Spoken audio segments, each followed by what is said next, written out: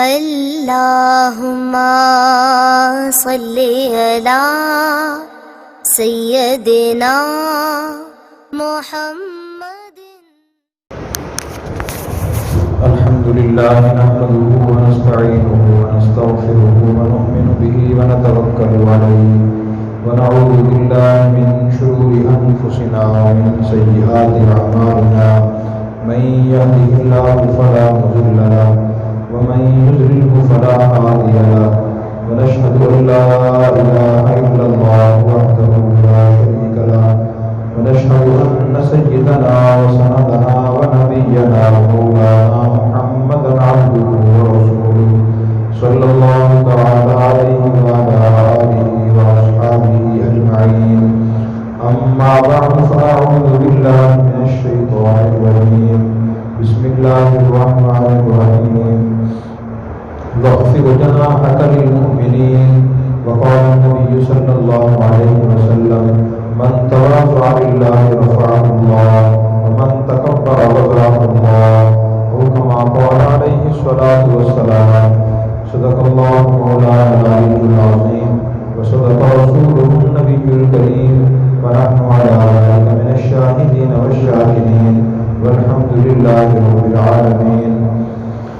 گزشتہ مجلس میں ہم نے یہ عرض کیا تھا کہ اپنی اولاد کی دینی تعلیم و تربیت کا انتظام کرنا بھی والدین کی ذمہ داری ہے، اور بنیادی ذمہ داریوں میں سے ہے. خصوصاً دینی تربیت کرنا والدہ کی زیادہ ذمہ داری ہے، اس لیے کہ اولاد بچپن میں ماں کے پاس زیادہ رہتی ہے، تو ماں کی ذمہ داری زیادہ ہے. نبی کریم صلی اللہ علیہ وسلم نے ارشاد فرمایا الا کلکم راع وکلکم مسئول عن رعیتہ، کہ تم میں سے ہر شخص ذمہ دار ہے اور ہر شخص اس کی ذمہ داری کے بارے میں سوال کیا جائے گا کہ بتاؤ اپنی ذمہ داری کس حد تک پوری کی ہے. گزشتہ مجلسوں نے یہ بتایا تھا کہ ایک تو والدین کی ذمہ داری یہ ہے کہ اپنی اولاد کے اندر صبر کا مادہ پیدا کرنے کی کوشش کریں. اس دنیا میں انسان کو روزانہ تکالیف، پریشانیاں، مزاج کے خلاف باتیں، مزاج کے خلاف کام ہوتے ہوئے نظر آتے ہیں. تو اگر انسان کے اندر صبر کی عادت ہو تو وہ زندگی آسانی سے گزار لیتا ہے. اگر بے صبری کی عادت ہو، ہر نامناسب بات پر لوگوں سے لڑتا ہو یا عورت لڑتی ہو، ہر نامناسب یا مزاج کے خلاف کام پر اپنے لوگوں سے جھگڑتا رہے تو خود بھی انسان پریشان رہتا ہے اور اپنے قریب کے لوگوں کو بھی پریشان کرتا ہے. تو ہم نے یہ بات عرض کی تھی. آج کچھ اور صفات عرض کریں گے کہ اور کون کون سی صفات ایسی ہیں جو اپنی اولاد کے اندر ہی اور اپنے اندر ہر مسلمان کو پیدا کرنے کی کوشش کرنی چاہیے. ان میں سے ایک صفت ہے عاجزی. اس سے پہلے میں یہ عرض کر دوں کہ ظاہری جسمانی لحاظ سے تو سارے انسان برابر ہوتے ہیں، حتیٰ کہ اللہ کے انبیاء علیہ السلام کے ظاہری اعضاء بھی عام لوگوں جیسے ہوتے ہیں. نبی کی 2 آنکھیں ہوتی ہیں، 2 کان ہوتے ہیں، ناک ہوتا ہے، ہاتھ ہوتے ہیں، 2 ٹانگیں، زبان، بازو، پیٹ، پشت، کندھے. ایک نبی کے بھی ایسے ہوتے ہیں، امتی کے بھی ایسے ہوتے ہیں. اور اسی طرح ایک مسلمان کے بھی یہی اعضاء ہوتے ہیں، غیر مسلم کے بھی اعضاء ہوتے ہیں، اور اللہ کے فرما بردار کے بھی ہوتے ہیں، نافرمان کے بھی ہوتے ہیں. تو اچھے اور برے انسان کا جو اللہ کے ہاں معیار ہے وہ صفات کی بنیاد پہ ہے. جس شخص کے اندر اچھی صفات ہیں وہ اللہ کے نزدیک اچھا ہے، جس میں اچھی صفات نہیں ہیں، بری خصلتیں ہیں، وہ اللہ کے نزدیک برا ہے. اور بندوں کے ہاں بھی یہی معیار ہے. جو عقلمند لوگ ہیں تو ان کے ہاں اس آدمی کے اندر عاجزی ہے، علم ہے، حلم اور برداشت ہے، صبر و شکر ہے، وہ اچھے سمجھا جاتا ہے. اور یہ صفات زندگی میں سکون پیدا کرتی ہیں، خود اپنے لیے بھی، دوسرے لوگوں کے لیے بھی. تو پہلی صفت یہ ہے کہ آدمی کے اندر صبر پیدا کرے، اور دوسری صفت یہ ہے کہ اپنے اندر عاجزی پیدا کرے. اللہ کے سارے انبیاء علیہ السلام کے اندر عاجزی تھی. قرآن کریم میں اللہ تعالیٰ نے نبی کریم صلی اللہ علیہ وسلم کو نصیحت فرمائی واخفض جناحک للمؤمنین، کہ آپ مومنوں کے سامنے عاجزی سے رہیے. آپ صلی اللہ علیہ وسلم بالکل عاجزی سے رہتے تھے. لیکن دنیا میں انسان جو تکبر کرتا ہے، یہ خود کو بڑا سمجھتا ہے، اس کی 2-3 وجوہات ہوتی ہیں. تو انسان خود کو اس لیے بڑا سمجھتا ہے کہ میں بہت زیادہ خوبصورت ہوں، یہ اس لیے بڑا سمجھتا ہے کہ میرے پاس علم بہت زیادہ ہے، یہ اس لیے بڑا سمجھتا ہے کہ جی میرے پاس دولت بہت زیادہ ہے، یہ اس لیے بڑا سمجھتا ہے کہ میرے پاس دنیا کا عہدہ سامان بہت زیادہ ہے، اس لیے بڑا سمجھتا ہے نا جی، یہ چند وجوہات ہیں۔ اب یہ دیکھیں کہ قرآن کریم میں اور حدیث پڑھنے سے معلوم ہوتا ہے کہ نبی کریم صلی اللہ علیہ وسلم ہم سب سے زیادہ خوبصورت تھے، آپ کو جو پسینہ آتا تھا اس سے خوشبو آتی تھی، آپ میں سے کسی کے پسینے میں خوشبو آتی ہے؟ خوشبو نہیں آتی، تو آپ سب سے زیادہ حسین بھی تھے، خوبصورت بھی تھے، اور آپ کا علم دیکھیں تو ہمیں تو علم ملے ہی آپ کے علم میں سے ہے، اللہ تعالیٰ نے آپ کو علم دیا، آپ کے پاس علم بہت زیادہ تھا، آپ نے امت کو علم پہنچایا، علم بھی بہت زیادہ تھا، اولین و آخرین سب سے زیادہ نبی کریم صلی اللہ علیہ وسلم کو علم دیا گیا۔ اسی طرح دولت دیکھیں، آپ کے پاس دولت بھی بہت زیادہ تھی، آپ مقدر بادشاہ بھی تھے، اور اسی طرح اگر عہدہ دیکھیں تو آپ مقدر بادشاہ بھی تھے، اور آپ امام الانبیاء تھے، سب انبیاء سے افضل تھے، اتنے عہدے آپ کے پاس تھے، اس کے باوجود آپ کے اندر عاجزی تھی، جھکاؤ تھا، اور آپ صلی اللہ علیہ وسلم کی عاجزی آپ کی ہر بات سے، آپ کے ہر کام سے ظاہر ہوتی تھی۔ آپ صلی اللہ علیہ وسلم نے ویسے عام مطلب یہ بیان فرمایا کہ چھوٹے اور بڑے اکٹھے چل رہے ہیں تو بڑے کو آگے چلنا چاہیے اور چھوٹے پیچھے چلنا چاہیے، یہ ادب کا تقاضا ہے، اور ہمیں ایسے ہی کرنا چاہیے۔ اگر باپ بیٹا یا چھوٹا اور بڑا بھائی اکٹھے چل رہے ہیں تو والد کو آگے چلنا چاہیے اور بیٹا اس سے پیچھے چلے، بڑے بھائی کو چھوٹا بھائی آگے چلائے، خود پیچھے چلے، یہ عام ادب ہے، آپ نے ہر جگہ اس کا حکم دیا ہے۔ اگر دسترخوان پہ اکٹھے بیٹھے ہیں اور کھانا شروع کرنا چاہتے ہیں تو جو بڑا آدمی ہے، وہ عورت ہے یا مرد ہے، تو وہ پہلے کھانا شروع کرے، صحابہ کرام ایسے ہی کرتے تھے، لیکن آپ صلی اللہ علیہ وسلم نے صحابہ کرام کو اور اپنی امت کے لوگوں کو عاجزی سکھانے کے لیے کچھ کام ایسے بھی کیے جن سے لوگوں کے اندر عاجزی پیدا ہوئی۔ آپ نے صحابہ کرام سے فرمایا ہوا تھا کہ جب تم میرے ساتھ چلو تو تم آگے چلا کرو، میں پیچھے چلا کروں گا۔ یہ بات کس لیے فرمائی؟ تاکہ آگے سے آدمی کے دل میں یہ خیال پیدا ہو کہ فلاں آگے اس آگے کیوں چلا۔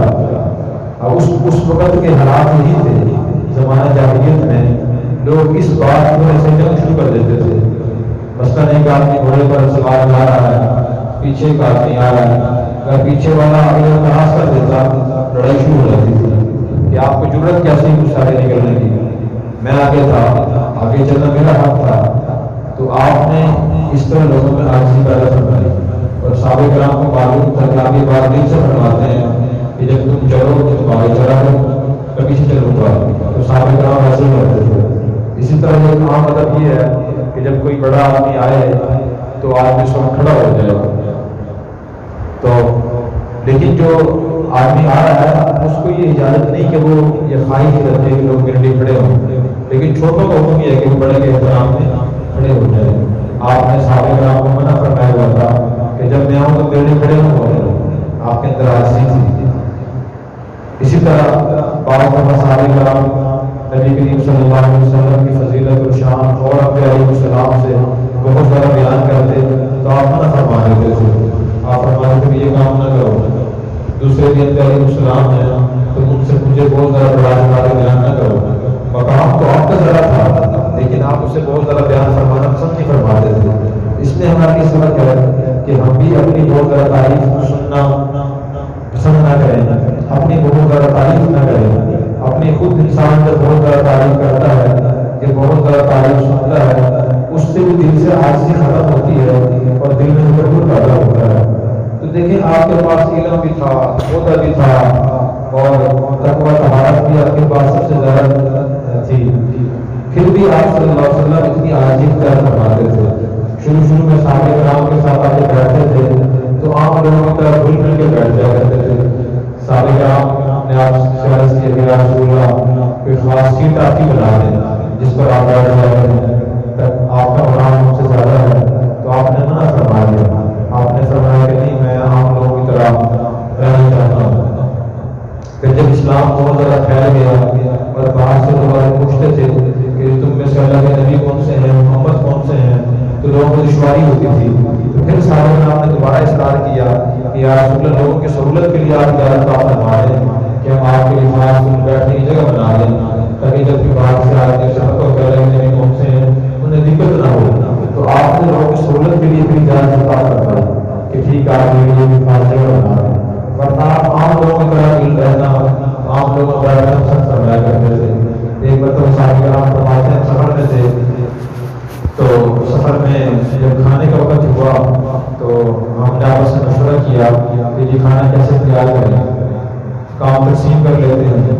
تو ایک صحابی نے کہا کہ جی آٹا میں گوندوں گا، دوسرے نے کہا کہ روٹی میں پکاؤں گا، تیسرے نے کہا سالن میں بناؤں گا، چوتھے نے کہا آگ میں جلاؤں گا، پانچویں نے کہا پانی میں لے کر آؤں گا. نبی کریم صلی اللہ علیہ وسلم نے فرمایا کہ جنگل سے لکڑیاں اٹھا کر میں لاؤں گا.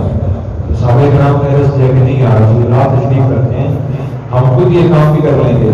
تو آپ نے فرمایا کہ مجھے معلوم ہے کہ تم یہ کام کر لو گے، خوشی سے کرو گے، لیکن میں اس کو اپنے لیے بہتر نہیں سمجھتا کہ سب کام کر رہا ہوں میں بیٹھا ہوں. تو دیکھیں آپ کے اندر یہ عاجزی تھی، اس میں ہمارے لیے بھی سبق ہے.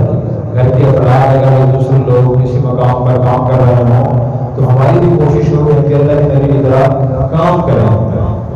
اب بہت سے گھروں میں یا گھر کے افراد میں لڑائی اس لیے ہوتی ہے کہ فلاں آدمی کام نہیں کرتا، فلاں عورت کام نہیں کرتی، یہ کام بہت کم کرتی ہے. اس لیے ہر شخص کی کوشش ہو کہ میں دوسروں سے زیادہ کام کروں. یہ بھی عاجزی کی علامت ہے. کہ نبی کریم صلی اللہ علیہ وسلم نے دل میں عاجزی اختیار کرنے کی بڑی فضیلت بیان فرمائی ہے. آپ نے ارشاد فرمایا من تواضع للہ رفعہ اللہ، کہ جو شخص اللہ کے لیے عاجزی اختیار کرتا ہے اللہ اس کو بلندی عطا فرماتے ہیں. ومن تکبر وضعہ اللہ، جو دل میں تکبر پیدا کرتا ہے اور خود کو دوسروں سے بڑا سمجھتا ہے کہ میں دوسروں سے زیادہ نیک ہوں، دوسروں سے زیادہ خوبصورت ہوں، میں دوسروں سے زیادہ سمجھدار ہوں، یہ میں دوسروں سے زیادہ عقل مند ہوں، جس کے دل میں یہ خیالات آتے ہیں اللہ سے ذلیل کر دیتے ہیں. یہ نبی کریم صلی اللہ علیہ وسلم کا فرمایا ہوا ارشاد ہے. اس لیے اگر ہم چاہتے ہیں کہ اللہ عزت عطا فرمائے، بلندی عطا فرمائے، تو اس کا طریقہ آپ صلی اللہ علیہ وسلم نے یہ بتایا کہ دل میں عاجزی پیدا کریں. اور انسان واقعی ہے بھی عاجز ہے. انسان مرد ہو یا عورت ہو وہ بہت کمزور ہے، وہ محتاج بھی ہے. اب دیکھیں کتنے محتاج ہیں ہم، اتنے محتاج ہیں کہ اپنے کپڑے ہم خود بنا نہیں سکتے. کپڑا کوئی فیکٹری بناتی ہے، ہم میں سے آدمی اپنا کپڑا خود سی نہیں سکتا. درزی سیتا ہے، ہر آدمی درزی نہیں ہے. اب درزی بھی دھاگے کا محتاج ہے، وہ سوئی کا محتاج ہے، مشین کا محتاج ہے. وہ اس نے خود نہیں بنائی، کسی اور کا محتاج ہے. جس کمپنی نے وہ مشین بنائی ہے تو وہ کسی اور کی محتاج ہے، کسی وہ لوہا لیتی ہے ان کی محتاج ہے. انسان کتنا محتاج ہے. ہم کھانا کھاتے ہیں وہ ساری چیزیں خود نہیں بناتے. ہمیں نہیں معلوم سے کہاں پیدا ہوا، کہاں سے آیا، مالٹا کہاں سے آتا ہے، مرچیں کہاں سے آ رہی ہیں، سبزی کہاں سے آ رہی ہے، دالیں کہاں سے آ رہی ہیں، مسالے کہاں سے آ رہے ہیں، ہمیں نہیں معلوم. یہ ہزاروں لوگوں کی محنتوں اور کوششوں اور مشقتوں کے بعد لقمہ ہمارے منہ تک پہنچتا ہے. ہم اتنے محتاج ہیں. کسان گندم کاشت کرنا چھوڑ دے، ہمارے پاس گندم کیسے آئے گی؟ اور یہ کپڑے کی فیکٹری کپڑا بنانا چھوڑ دیں، کپڑا ہمارے پاس کیسے آئے گا؟ تو انسان بہت محتاج ہے. تو ایک تو اس کو سوچنا ضروری ہے کہ میں بہت محتاج ہوں، لوگوں کا محتاج ہوں، اس لیے میں بہت بڑی چیز نہیں ہوں.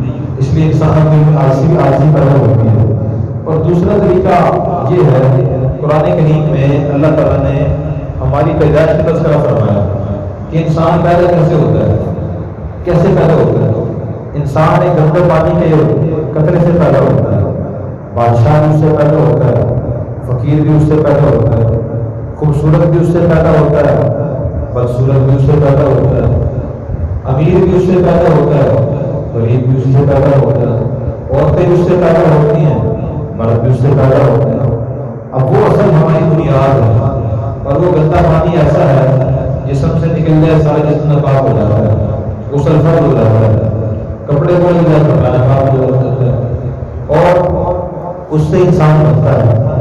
پھر انسان ماں کے پیٹ میں رہتا ہے 9 ماہ، گندا خون اس کی غذا بنتی ہے، پھر اس کے بعد جب وہ پیدا ہوتا ہے دنیا میں آ کے انسان کتنی اچھی غذا خوراک استعمال کر لے، اچھے اچھے جوس پی لے، شربت پی لے، میوہ جات اور پھل استعمال کر لے، کتنے مرغن عمدہ غذائیں استعمال کر لے، جب بھی انسان کھاتا پیتا ہے تو اس کے اندر اللہ تعالیٰ نے 3 ناکام چیزیں رکھی ہیں، پخانا، پیشاب اور خون۔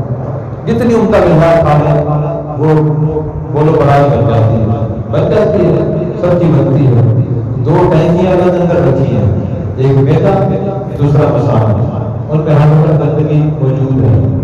خون زندگی کے لیے ضروری ہے، اگر خون کم ہوگا جسم میں انسان کی موت واقع ہو جاتی ہے، انسان کا بی پی لو ہو جائے انسان گر جاتا ہے، یہ خون کی رفتار سست ہو گئی ہے۔ اب وہ خون بھی کیا ہے؟ ناپاک ہے، جسم کے ہر حصے میں خون موجود ہے، ناپاک چیز موجود ہے، تو انسان اگر اپنی اصلیت کو غور کرے تب بھی دل میں عاجزی پیدا ہوتی ہے۔ ایک اللہ والے سے کسی متکبر شخص نے کہا کہ آپ نے جانتے نہیں ہو میں کون ہوں؟ تو انہوں نے فرمایا کہ میں تو جانتا ہوں، آپ خود کو خود نہیں جانتے۔ تو کہنے والے کی دل میں تکبر تھا، اس کے ذہن میں کچھ اور خیال تھا، اپنی کسی چیز کی وجہ سے بڑائی کا خیال تھا۔ تو اللہ تعالیٰ نے فرمایا کہ میں آپ کو جانتا ہوں۔ اس نے کہا کہ کیا جانتے ہیں آپ مجھے؟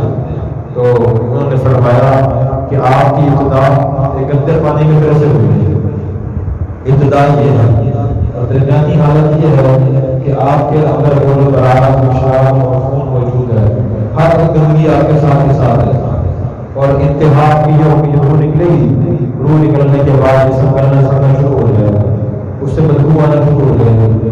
ایک شخص کو دفن کیوں کرتے ہیں مسلمان کو، انسان کو؟ ایک اس کی کرتے ہیں تعظیم و تقریب کے لیے کہ وہ فوت ہو گیا ہے، اب اس کا جسم کچھ دیر کے بعد گلنا سڑنا شروع ہو جائے گا، اس سے بدبو پھیلنا شروع ہو جائے گی۔ اگر ویسے ہی جانوروں کی طرف سے پھینک دیتے تو لوگ نفرت کرتے کہ فلاں کے جسم اور داڑھی بنی تھی، اس سے بہت گندی بدبو آ رہی تھی۔ جانوروں کی طرف سے چھوڑنے کا حکم نہیں ہے، بلکہ فرض ہے کہ دوسرا مسلمان اس مسلمان کو غسل دے کر کفن پہنا کر قبر بنا کر وہاں دفن کرے، تو اس لیے حکم ہے۔ تو انہوں نے فرمایا کہ میں جانتا ہوں آپ کو۔ جب اس شخص نے باتیں سنی تو اس نے معذرت دی کہ میں نے آپ سے تکبر کا مظاہرہ کیا، واقعی میں اب یہ سمجھ آئیے کہ میں کون ہوں، پہلے مجھے معلوم نہیں تھا۔ تو ایک تو یہ ہمیں باتوں کا خیال کرنا ضروری ہے کہ ہم ان باتوں کو جب سوچیں گے کہ ہم بہت زیادہ محتاج ہیں۔ نمبر 2، ہماری جو پیدائش ہے وہ کیسے ہوئی ہے، فی الحال ہمارے جسم کی ساخت کیسی ہے، اور مرنے کے بعد کیا حالت ہوگی۔ پھر دل سے تکبر کے خیالات ختم ہوتے ہیں اور دل میں درد اور عاجزی پیدا ہوتی ہے، پھر اس کا نتیجہ کیا ہوتا ہے؟ حضرت عمر رضی اللہ عنہ نے ایک مرتبہ حدیث میں بڑے بیان فرمائی، میں یا ایھا الناس سمعت رسول اللہ صلی اللہ علیہ وسلم، میں لوگوں میں نے حضور سے ممبر میں سنا تھا، من تواضع للہ رفعہ اللہ، جو اللہ کے لیے عاجزی اختیار کرتا ہے اللہ اس کو بلندی عطا فرماتے ہیں، ومن تکبر وضعہ اللہ، جو تکبر اختیار کرتا ہے خود کو اور سے بڑا سمجھتا ہے تو اللہ اس کو ذلیل فرماتے ہیں۔ پھر انہوں نے فرمایا کہ جب کوئی عاجزی اختیار کرتا ہے تو وہ اپنی نظر میں چھوٹا ہوتا ہے اور لوگوں کی نظر میں بڑا ہوتا ہے، اور جو تکبر اختیار کرتا ہے وہ اپنی نظر میں بڑا ہوتا ہے، لوگوں کی نظر میں چھوٹا ہوتا ہے۔ دنیا بھی ایسی ہی ہے، دنیا میں کسی آدمی کو دیکھیں اس کے اندر بہت زیادہ عاجزی ہو، وہ خود کو کچھ نہیں سمجھ رہا ہوتا، لیکن لوگ اس کی تعریف کر رہے ہوتے ہیں۔ جس میں تکبر ہوتا ہے تو وہ خود کو بہت بڑا سمجھتا ہے، لیکن لوگ اسے حقیر سمجھ رہے ہوتے ہیں۔ اس لیے عاجزی اختیار کرنے کا فائدہ یہ ہے کہ اس سے اللہ تعالیٰ کو عزت عطا فرماتے ہیں۔ دوسرا فائدہ عاجزی اختیار کرنے کا یہ ہے کہ عاجزی اختیار کرنے کی وجہ سے انسان لوگوں سے شکوہ شکایت مت کر دیتا ہے، اس کو لوگوں سے شکایت نہیں ہوتی، ورنہ آپ کو شکایت رہتی ہے، میں فلاں کے پاس گیا تھا، فلاں نے مجھے عزت نہیں دی، جیسا میرا اظہار کرام کرنا چاہیے تھا ویسا نہیں کیا، جیسے جگہ مجھے بٹھانا چاہیے تھا ویسا نہیں بٹھایا، جیسا مجھے کھانا کھلانا تھا ویسا مجھے کھانا نہیں کھلایا، جتنا مجھے وقت دیتے مجھے وقت نہیں دیا۔ تو یہ شکایت انسان کو پیدا ہوتی ہے، جب دل میں عاجزی ہوتی ہے، تکبر نہیں ہوتا، پھر یہ شکایتیں پیدا نہیں ہوتی۔ دوسرا فائدہ یہ ہوتا ہے، اور تیسرا فائدہ یہ ہوتا ہے کہ عاجزی کی وجہ سے بہت سی لڑائیاں ختم ہو جاتی ہیں۔ جب انسان سوچتا ہے کہ دوسرے لوگ مجھ سے بہتر ہیں، میں ان سے بدتر ہوں، تو پھر انسان لوگوں کی باتوں سے ناراض نہیں ہوتا، ورنہ ناراض ہوتا ہے کہ آپ نے یہ بات کہی ہے میری شان کے خلاف تھی، آپ نے یہ میری شان کے خلاف کام کیا، کیوں کیا آپ نے یہ؟ اس سے انسان لوگوں سے لڑائی پیدا کرتا ہے۔ زمانہ جاہلیت میں یہ صورتحال تھی، لوگ انہی باتوں میں لڑائی شروع کر دیتے تھے۔ جس میں نبی عرض کیا، ایک آدمی گھوڑے پر سوار جا رہا ہوتا تھا، پچھلا آدمی اس کو راست کر لیتا، لڑائی شروع ہو جاتی تھی، مجھے راست کیا۔ حالانکہ اس ایک بڑی بات نہیں تھی، ہر آدمی کو اختیار ہے وہ تیز چلے یا آہستہ چلے، کسی کو کراس کر جائے، ایسی بات۔ جب انسان کے اندر تکبر ہوتا ہے پھر وہی معمولی باتوں کی وجہ سے لڑنا شروع کر دیتا ہے۔ تو یہ عاجزی اختیار کرنے کے فائدے ہیں، اور عاجزی کا مطلب اس کی یہ ہے کہ انسان بار بار اپنے دل سے یہ باتیں کرتا رہے کہ دوسرے لوگ مجھ سے زیادہ نیک ہیں، دوسرے لوگ مجھ سے زیادہ سمجھدار ہیں، دوسرے لوگ مجھ سے زیادہ خوبصورت ہیں۔ اور حقیقت بھی یہی ہے، دنیا میں انسان جو بھی کام کرتا ہے اس سے بہتر وہ کام کرنے والا دنیا میں موجود ہے۔ اگر ایک آدمی صاحب علم ہے، کسی خاص شعبے میں اس کے پاس علم ہوگا، مثلا پروفیسر صاحب ہیں، اب کس مضمون کے پروفیسر ہیں، فرض کریں وہ انگلش کے پروفیسر ہیں، ان کو ریاضی نہیں آتی، جو ریاضی کے پروفیسر ہیں وہ ریاضی کا علم انگلش والے کے پاس نہیں ہے، اور انگلش کے علم ریاضی والے کے پاس نہیں ہے۔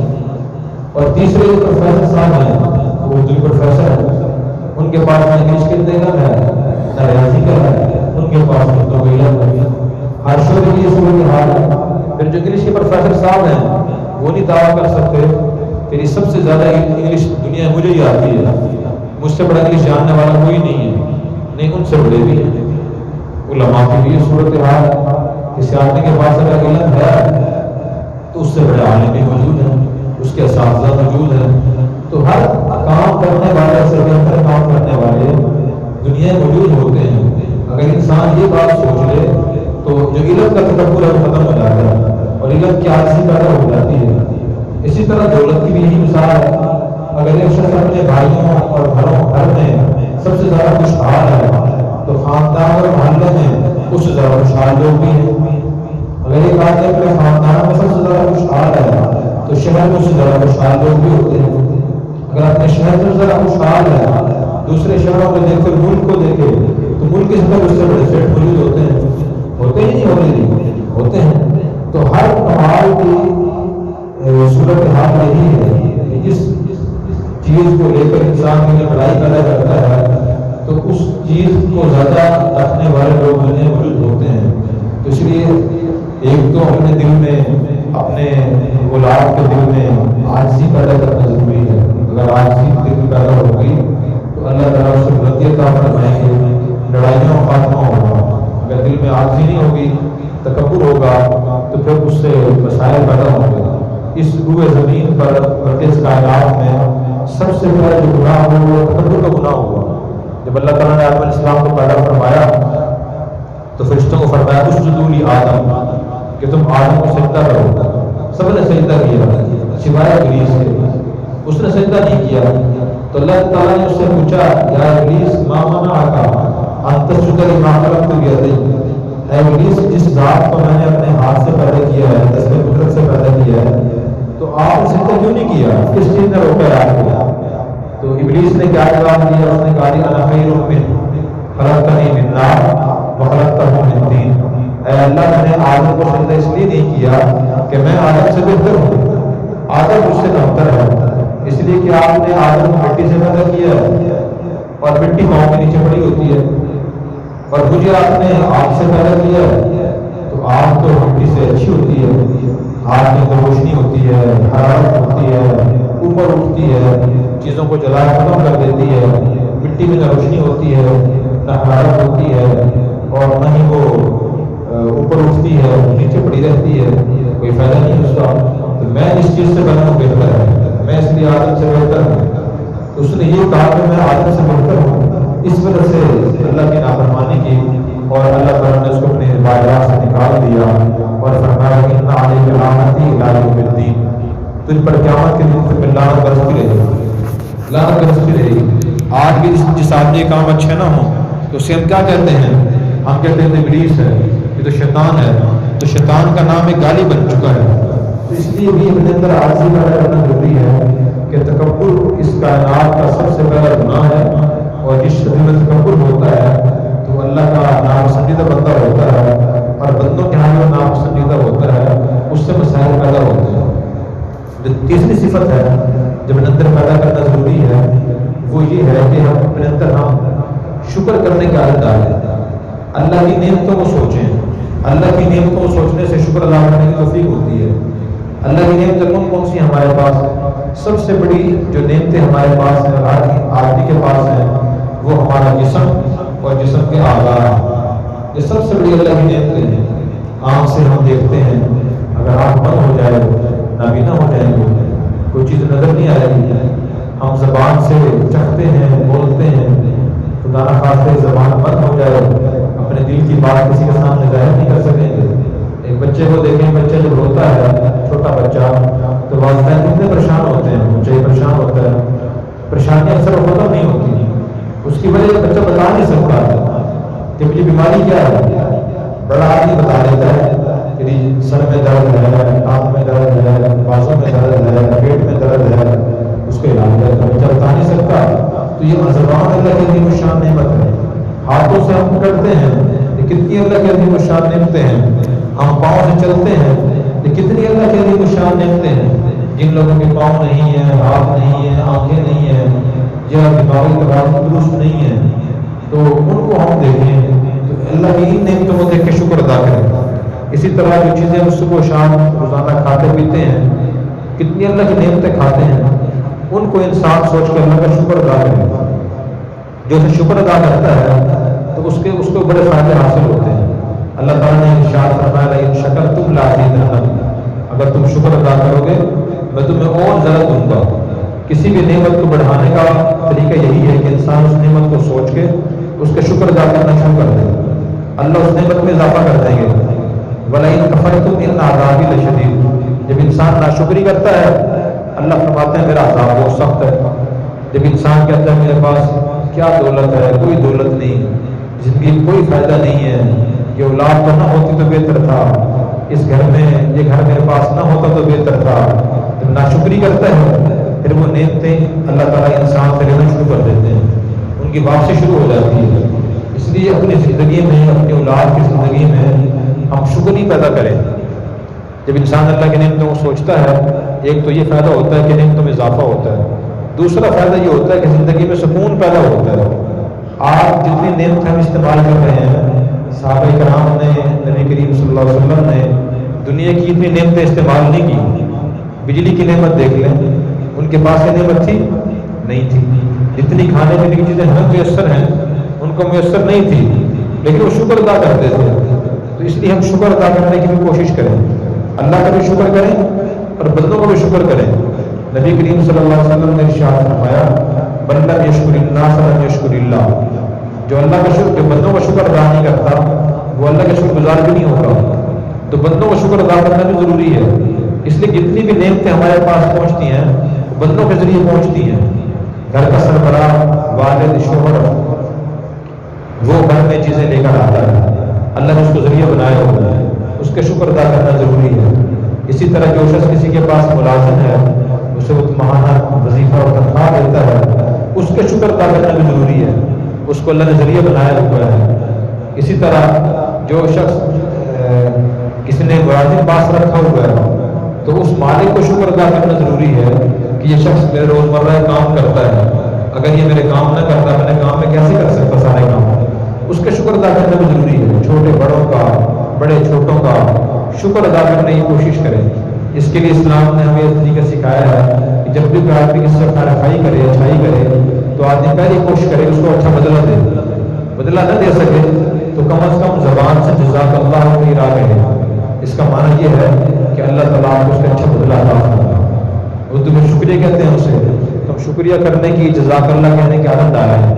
تو اگر ہم نے اپنے اندر صبر اور عاجزی اور شکر اپنے اندر، اپنے اولاد کے اندر پیدا کر لیا تو یہ بہت بڑی نعمتیں ہمیں حاصل ہوئی.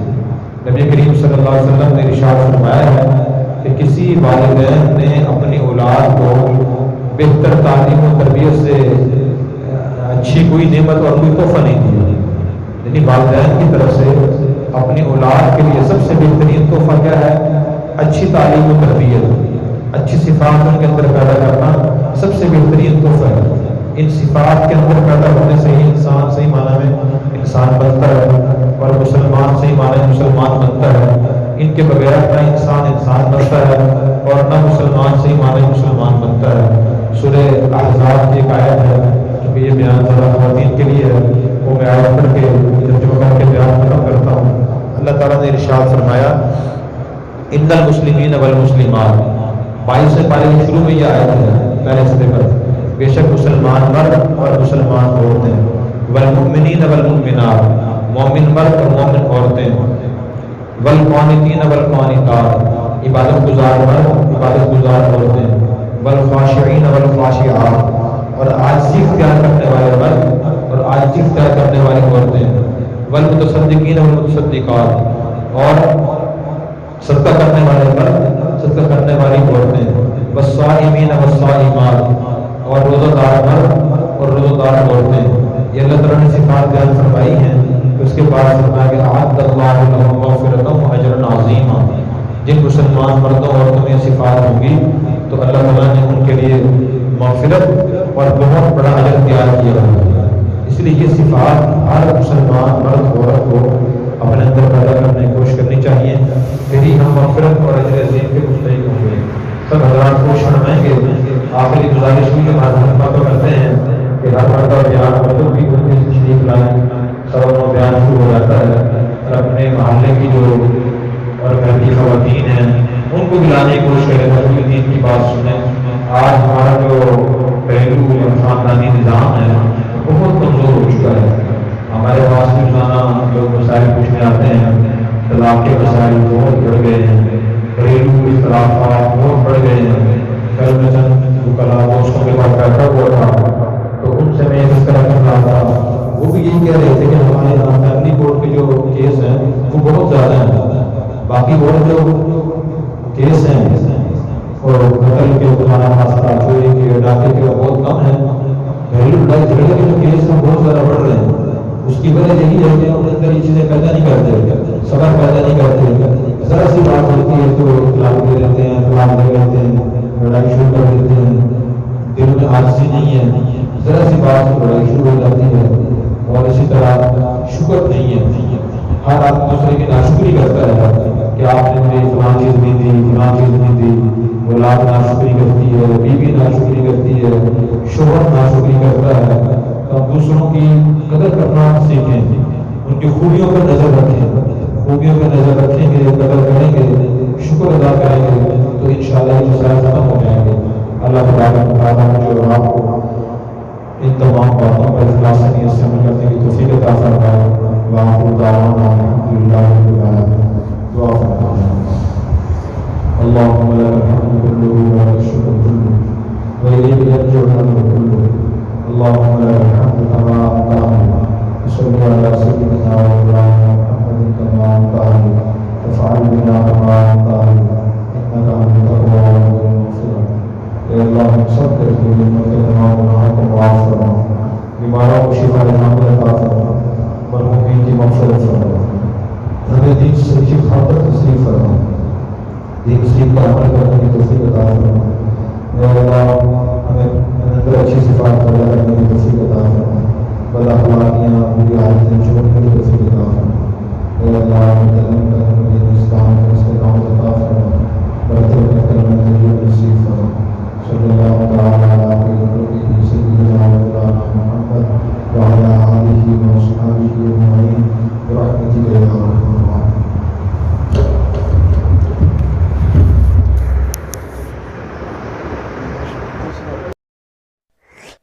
اور اگر آپ نے ابھی تک ہمارا چینل سبسکرائب نہیں کیا تو فوراً سبسکرائب کیجئے، ساتھ ہی بیل آئیکن پر کلک کریں تاکہ مزید آنے والی ویڈیو ہے وہ آپ کو وقت پر ملتی رہیں.